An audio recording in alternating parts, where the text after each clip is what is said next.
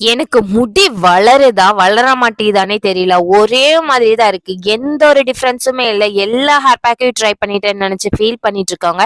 இந்த ஒரு ஹேர் பேக்கை ட்ரை பண்ணுங்க. வாரத்துல 3 நாள் யூஸ் பண்ணுங்க. உங்க முடியோட அடர்த்தி நீளம் 3 மடங்கு அதிகரிக்கும். கண்டினியூஸா யூஸ் பண்ணுங்க. கண்டிப்பா உங்க ஹேர்லயும் சூப்பரான ஒரு டிஃபரன்ஸ்ங்கிறத பார்க்க முடியும். இதுக்கு தயிர் 1 கப் எடுத்துக்கலாம். இது ஹேர் ஃபாலை கண்ட்ரோல் பண்றது மட்டும் இல்லாம பொடுகு பிரச்சனையும் நல்லாவே கேர் பண்ணி கொடுக்கும். அடுத்தது முட்டை, ஒரே ஒரு முட்டை மட்டும் சேர்த்துக்கிறேன். உங்க ஹேரோட லென்த்தை பொறுத்து நீங்க இன்க்ரீஸ் பண்ணிக்கோங்க.